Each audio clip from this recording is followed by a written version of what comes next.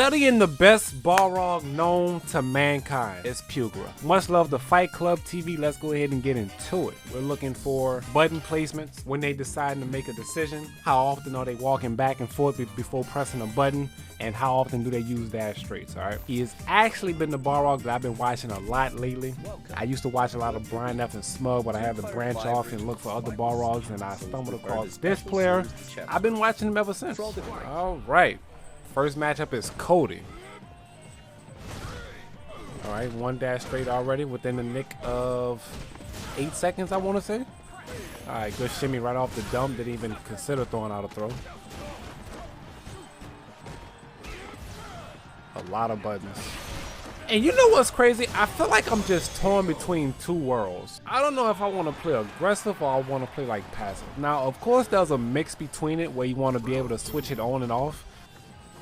I received advice from Rob TV, and he told me I need to be a little bit more patient, and then I went against Knuckle Dude and he told me I play too passive. So it's like that switch just doesn't flip on when I needed to flip on, because when I get advice from multiple players, they just always tell me something different compared to what the other player told me.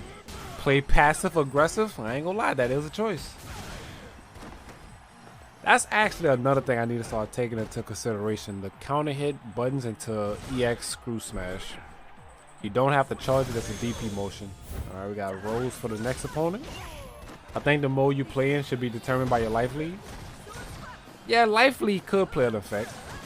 Aqua is a really good fighting game player. And this is my first time hearing about this person. High level in a lot of games. Okay. Oh, caught the counter hit. Oh. Yep. Sealed the deal on the round. A lot less of EX straights and more of EX lows. It actually makes sense because, you know, people like to walk back and forth. So just throwing out that EX low and attempting to catch the walk back or somebody exposing their legs is pretty good. Oh my lord, the buffer on the critical art to punish the jump in? Yeah, Pugera is real good at controlling the spacing. Like, he is real good at doing that. Like, he will always keep some sort of movement or button on the field. Oh, caught the crush off that Fierce though. Try to dash up after the fireball. That should be dead. Yeah, that's dead. The uppers always do more damage than the straights. So whenever you feel like you're going to do critical art activation, you always want to do the uppers. Yeah, he actually tried the straight. Yeah. That was a good Fierce from the Kage player. Oh, Fierce to crush the fireball startup.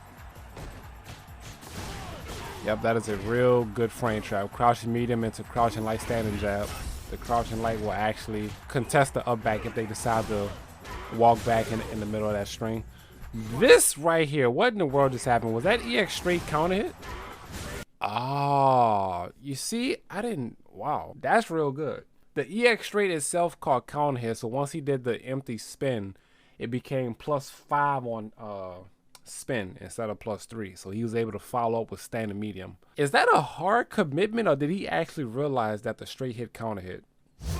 When it comes down to using Fierce, once you get your opponent worried about it, it's like your mediums have an open field of being able to hit now. Because of course your mediums are a little bit short range compared to the Fierce. So bullying with Fierce and then throwing out those, it makes sense. So I definitely need to start setting the pace with Fierce more. I'm starting to notice that. I'm liking the use of standing light, crouching jab. Oh, good Fierce confirm. Yes, nothing like a good Fierce confirm. You gotta love it. Oh, he's going against Takedo? That boy Pugera is fighting all the hard hitters, huh? He just got done fighting Daigo, now he's fighting Urian. Takedo Urian at that. So one thing for sure, when it comes down to contesting the neutral, crouching medium and standing Fierce are the go-to options. But if you're looking to catch like a buffer or a whiff punch, a standing medium kick will be the answer.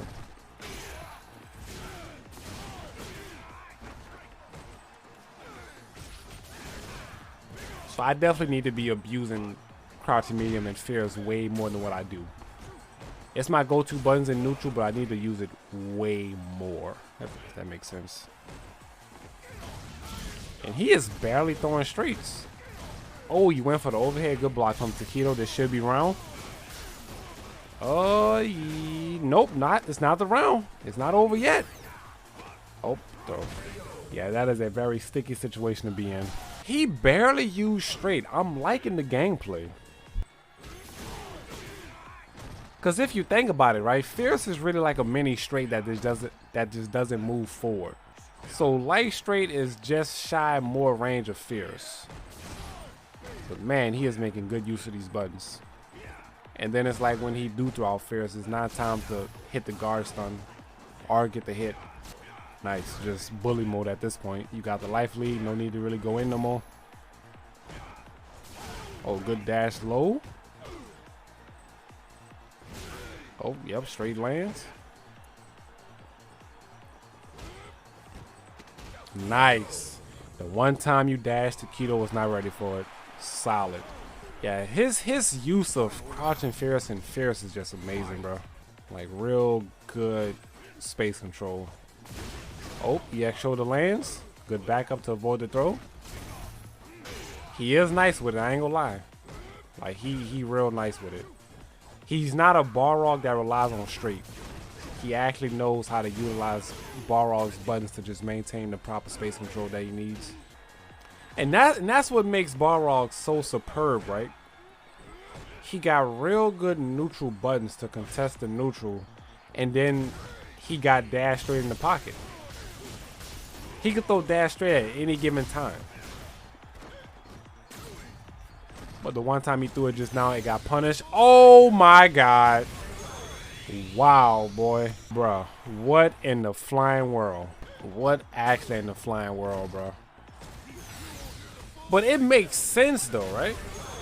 Me, myself, I probably wouldn't have done it right there. But 9 times out of 10, right? Urian has V-Trigger activated. He just did low forward, so the mirror was always likely to happen. So the fact that he was ready for it and went for critical art to punish the buffer, bro, that was just amazing. Nice. Like, that's just awareness on complete 100% right there. So yeah, y'all, basically to sum up the video so we could close it out. Real good buttons, right? Making your opponent fear this button is so key. Once they start fearing this button, you can really just walk up and start poking with crouching medium more. And then of course low forward is always in the clutch. EX dash low is amazing also in case they try and get caught walking back. I'm gonna try and play like I don't have straight. I'm gonna use it, but I won't abuse it, right? I want to get into a mindset where I really just start using crouching medium and standing Fierce way more. Like if you look at Fierce and then you look at straight, they pretty much do the same thing. That's definitely the plan from here on out. One of the best Balrog players out there. Pugera has definitely been on my #1 list for a good minute. I actually like the way he played the character. He don't really utilize him like a charge character. He really made great use of dash, back dash, crouching medium, standing Fierce, and EX dash low. So I'm gonna definitely start incorporating those 4 moves into my own gameplay, and hopefully it helps better me in my game plan. And basically I'm gonna see where it takes me from there. So go ahead and actually no, don't close the video out. Alright, let's try and do this game without straight. I mean, we go throw straights, but we're not gonna throw them as often. What a goodie bookie.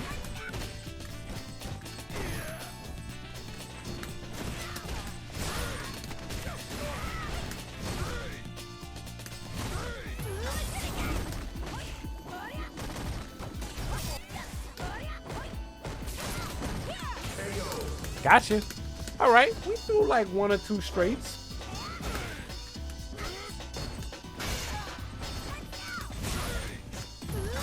Nope.